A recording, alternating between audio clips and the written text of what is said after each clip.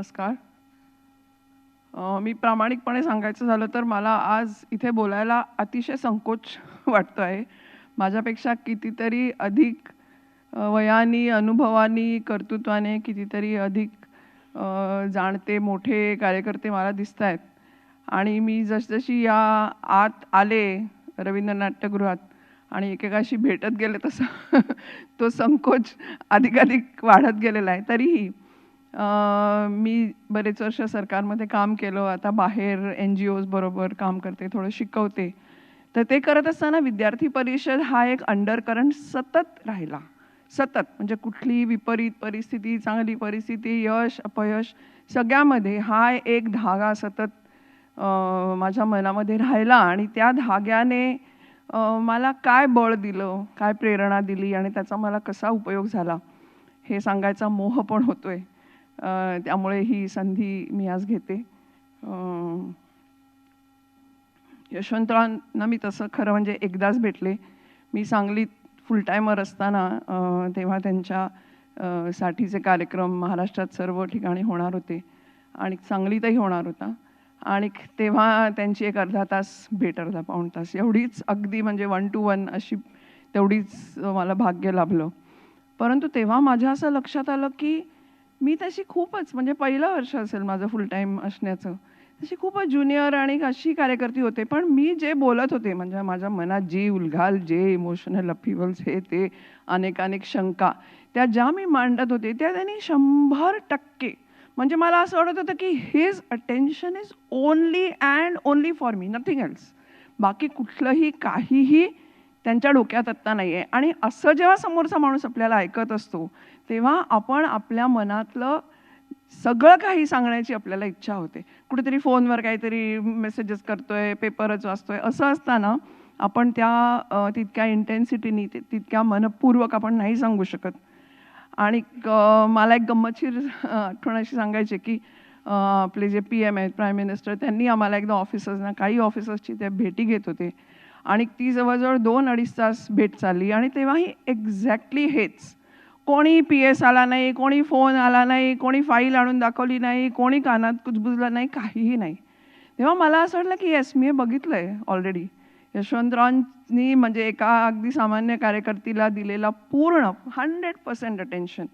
तर हा एकच माझ्याकडे माझ्या गाठीला असलेला आणि खूप काही शिकवून दिलेला असा यशवंतरावांबद्दलचा अनुभव आहे.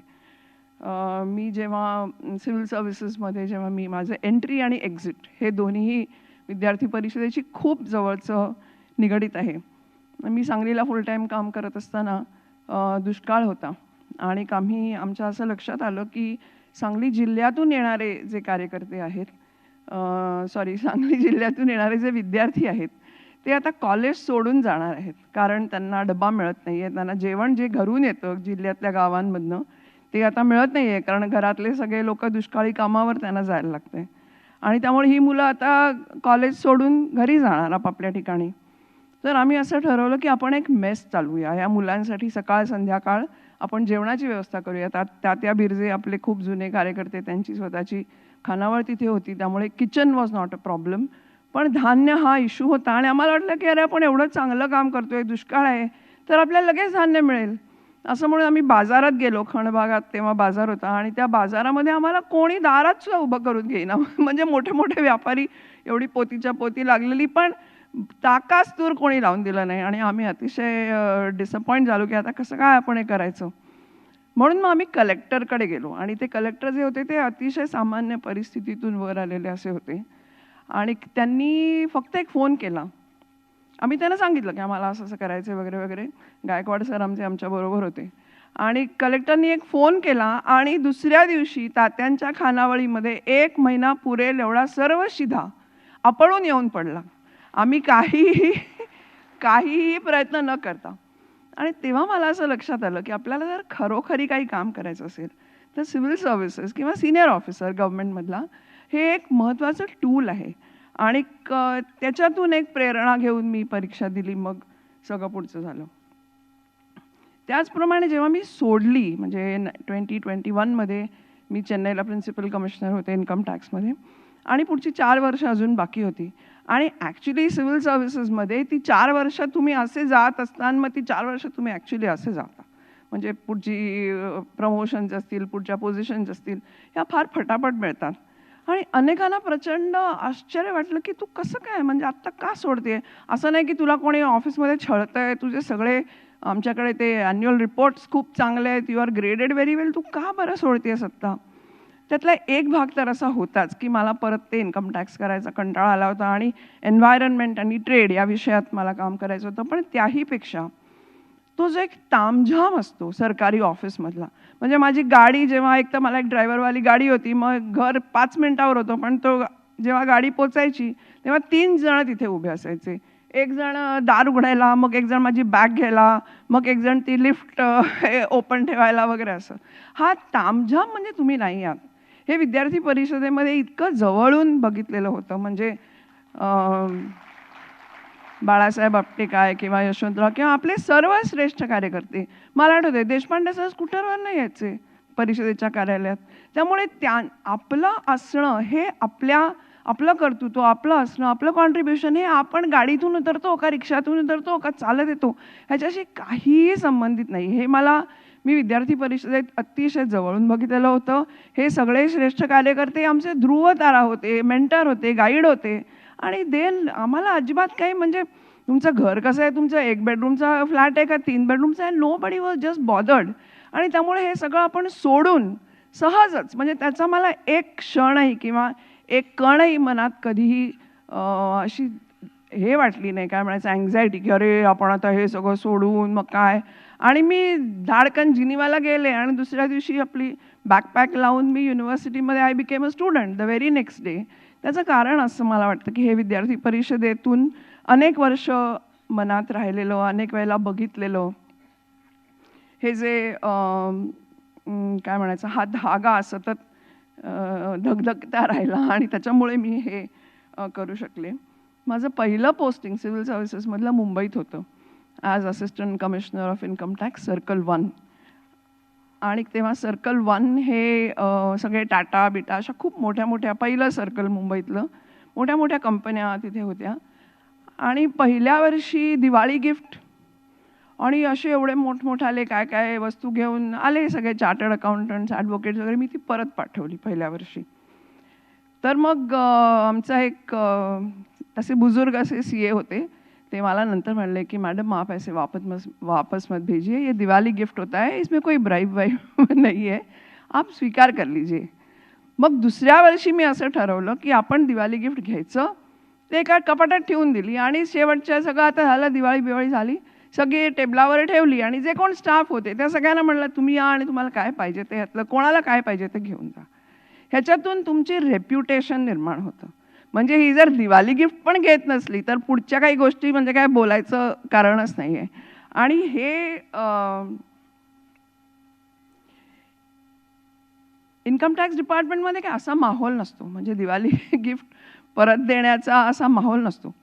परंतु आपण विपरीत परिस्थितीमध्ये कॉलेजवर उभं राहिलेलो आहोत. तेव्हा म्हणजे आत्तासारखी स्थिती नव्हती जेव्हा आम्ही कॉलेजमध्ये होतो, तेव्हा कॉलेजवर मी विद्यार्थी परिषदेचं काम करते असं म्हणणं हे सुद्धा एक आव्हान होतं. तेव्हा आपण कॉलेजवर उभं सदस्यता केलेली आहे, लोकांच्या घरी जाऊन डोनेशन मागितलेलं आहे, आपण प्रिन्सिपलशी जाऊन झगडलेलो आहोत, आपण व्हाईस चान्सलरला घेराव घातलेला आहे. हे जे विपरीत परिस्थितीमध्ये सुद्धा स्वतःच्या व्हॅल्यूवर ठाम राहणं, हे जे विद्यार्थी परिषदेमध्ये खूपदाच आपल्या हातून घडतं आणि तेव्हा तर खूप जास्ती घडायचं. आणि त्याचा एक जो मनावर विश्वास होता की काही बाकीचं नका करेनात, आपल्याला जे करायचं आहे ते आपण करू शकतो. आणि त्याच्यातून एक रेप्युटेशन होत गेलं. मुंबईत थोडे दिवस काम करून मग मी कोल्हापूरला जेव्हा गेले तेव्हा आम्ही एक धाड घातली. बऱ्याच धाडी घातल्या, पण एक धाड खूपच मोठी होती. 25 ठिकाणी आम्ही रेड घातली एकाच वेळेला. सतीश कुलकर्णी मांडवलं होतं. तर तेव्हा मी अगदी 11वीत वगैरे असताना, विनयजी पण इथे बसले, त्यांनी मला एक मुलाखत घ्यायला पाठवलं होतं सुरेश कलमाडींची छात्रशक्तीसाठी. आणि तेव्हा मी अगदीच ज्युनियर होते. तर तेव्हा माझ्या लक्षात आलं की कोणी मुलाखत घ्यायला जर येत असेल ना तर लोक बिनधास्त खूप बोलतात, स्वतःविषयी खूप काय काय सांगतात. त्यामुळे आम्ही हे मुलाखत we converted into a intelligence tool. कारण 25 ठिकाणी जेव्हा तुम्हाला धाडी घालायची असतात तेव्हा तुम्हाला माहिती पाहिजे की या घरात दरवाजे कुठून, बाहेर पडायचे दरवाजे कुठून, साधारण मास्टर बेडरूम कुठे, कारण तिथेच बहुतेकदा जे काय असतं ते लपवलेलं असतं. तर कळणार कसं? लहान लहान गावामध्ये तुम्ही सहज जाऊ शकत नाही, कारण कोल्हापूर जिल्ह्यातल्या लहान लहान गावांमध्ये तुम्ही गेलात तर तुम्ही लगेच आयडेंटिफाय व्हाल की अरे हे इन्कम टॅक्सवाले आहेत. त्यामुळे आमच्या कार्यकर्त्यांना सॉरी आमच्या स्टाफला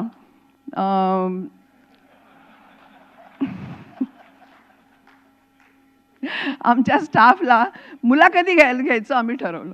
प्रत्येकाची जायची आणि मी कुठल्या तरी एक फालतू आपल्याला आपल्या काय स्मरणिका प्रकाशित करत असताना आपण डमी करतोच, त्यामुळे एक डमी तयार करून आम्हाला ही आमची स्मरणिका आणि ह्याच्यामध्ये आम्हाला तुमची मुलाखत पाहिजे असं प्रत्येक ठिकाणी आमचे लोक गेले आणि मस्तपैकी छान चहा पाणी होऊन सगळ्या एकूण कुठे काय अंदाज आहे, कुत्री बित्री किती आहेत, आतमध्ये स्टाफ किती आहे, हे सगळं आम्हाला कळलं. आणि ही जे युझिंग मुलाखत as an intelligence tool, I think I should thank Vinayji who is sitting here.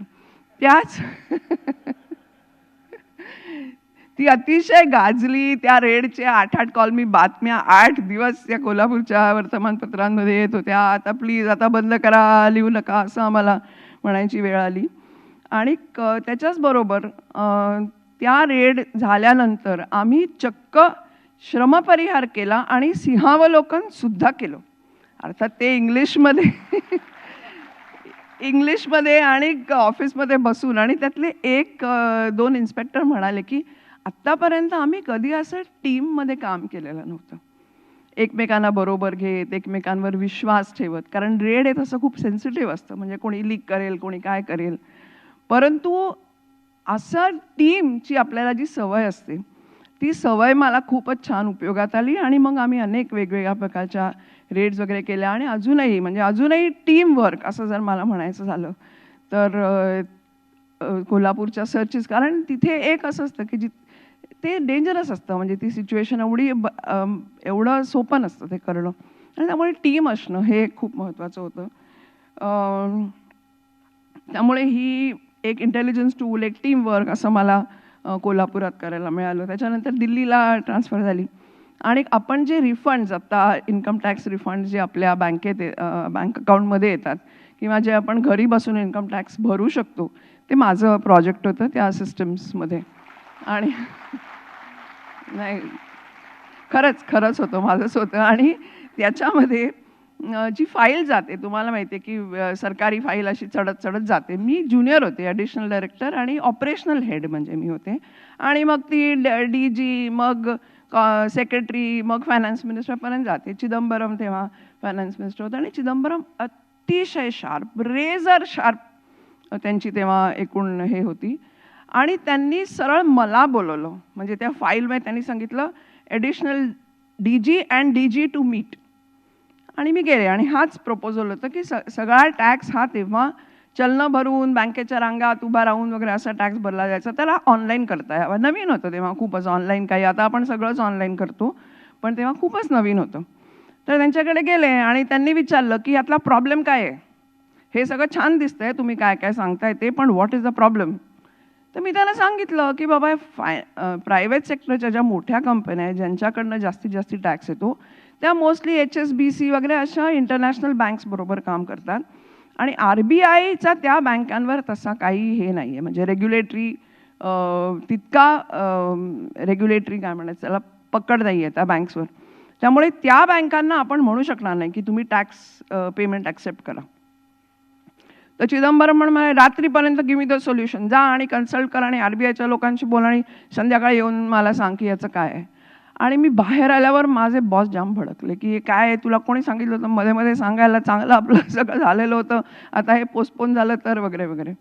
पण मला असं वाटतं की हे जर मी तेव्हा म्हटलं नसतं तर म्हणजे एखादी स्कीम आणणं किंवा एखादी रेग्युलेशन आणणं आणि ते रोल बॅक करणं, हा जो कार्यक्रम कधी कधी होतो तो झाला नाही. त्याचं कारण हे होतं की ऑनेस्टली तुमचं जे आहे तेच रिपोर्टिंग करणे.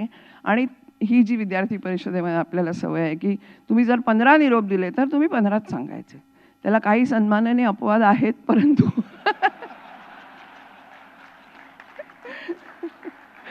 परंतु साधारणतः आपण हीच कार्यपद्धती वापरतो. आणि ती कार्यपद्धती म्हणजे जो काय प्रॉब्लेम असेल तो मोकळेपणाने सांगायलाच पाहिजे, त्याच्याशिवाय तो सुटणार कसा. ही एक विद्यार्थी परिषदेकडून मनात बिंबलेली अशी एक माझ्यामध्ये तो एक बाजू आहे असं म्हणूया. इंटरनॅशनल लेवलला पण मला भरपूर काम करायची संधी मिळाली. मी जवळजवळ 27 देशांमध्ये भारताचं प्रतिनिधित्व करण्यासाठी गेले. आणि भारताची बाजू तिथे आपण भारताचीच बाजू मांडली पाहिजे. दुसरं आपल्या मनात काही असता कामा नये, दुसरे कुठलेही अजेंडे, आणि आपण घाबरता कामा नये. त्याचं कारण असं आहे की आपण तिथे फायनल त्या नेगोशिएटिंग टेबलवर जे मांडतो त्याच्यापेक्षा कितीतरी आधी काम फायलींवर होत असतं इन युअर ओन ऑर्गनायझेशन. म्हणजे मी कॉमर्स मिनिस्ट्रीमध्ये होते, तर फाईलवर तुम्हाला झगडावं लागतं तुमच्या बॉसशी, तुमच्या ज्युनियरशी, तुमच्या मिनिस्टरशी. तिथे तुमची खरं म्हणजे कसोटी असते. ती टेबलावर जाऊन काय बोलू ते तर ठीकच असतं म्हणजे, पण मोर दॅन दॅट तुम्ही ही बाजू नक्की मांडली पाहिजे. तर तेव्हा ही मला वाटतं 2013ची गोष्ट असेल.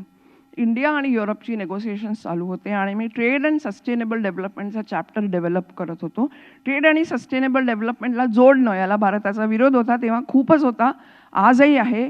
परंतु त्याच्यामध्ये माहीत नाही किती जणांना माहिती आहे, पण कॉमन बट डिफरन्शिएटेड रिस्पॉन्सिबिलिटी अशी एक खूप महत्त्वाची संकल्पना आहे की आत्ता जे क्लायमेट चेंज, आत्ता जे ग्लोबल वॉर्मिंग झालेलं आहे, हे सगळं पाश्चात्य देशांनी केलेल्या उद्योगांमुळे आहे, त्यांच्या कार्बन एमिशन्समुळे आहे, त्यांची हिस्टॉरिकल त्यांनी जे एमिशन्स केलेले आहेत. कारण कार्बन हा 500 काय 1000 वर्षापर्यंत टिकू शकतो पर्यावरणामध्ये, आणि त्यामुळे हे ग्लोबल वॉर्मिंग चाललेलं आहे. त्यामुळे responsibility is yours, it is not hours. Bharat, चीन वगैरे असल्या डेव्हलपिंग कंट्रीजची रिस्पॉन्सिबिलिटी नाही, it is a responsibility of the developed countries. ह्याला हे म्हणणारी ही टर्म आहे CBDR. तर मी ती आमच्या नोटमध्ये घातली. तर माझे बॉस म्हणले की हे काय तू कसलं काय, ते जुनं पुराणं ते सगळं गेलं, आता कशाला यात घालायचं वगैरे वगैरे. पण आय वॉज व्हेरी शुअर की CBDR must be there in our text. त्यामुळे बॉसच्या डोक्यावर जाऊन त्यांचे सुपिरियर बॉस आहेत त्यांना कन्व्हिन्स करून, त्या बॉसचा रोष उडवून घेऊन, असं सगळं करून पण ती CBDR ही टर्म आम्ही घुसवलीच. मी हा एक उदाहरण छोटा, असं खूप होतं पण अशी ह्याच्यासाठी सांगते की परवा जी भारताची स्टेटमेंट झाली, आपले जे पर्यावरण मंत्री आहेत, ही सेड एक्झॅक्टली दिस. त्यांनी हेच सांगितलं युरोपला ठणकावून की तुमचे प्रॉब्लेम आम्ही निस्तरू, असं तुम्ही धरू नका. तुम्ही तयार केलेले प्रॉब्लेम आहेत, तुम्ही निस्तरले पाहिजे. And that was exactly what I was trying to say. आणि आता CBDR हा प्रगत आणि विकसनशील या देशांमधला कळीचा मुद्दा झालेला आहे, क्लायमेटमध्ये, क्लायमेट फायनान्समध्ये आणि इतर गोष्टींमध्ये. त्यामुळे नेशन फर्स्ट, म्हणजे जसं मिलिंदजी म्हणाले की काहीही असलं तरी तुम्ही ज्याच्यासाठी काम करता ते तुम्ही तुमच्या केवळ देशासाठीच काम करता.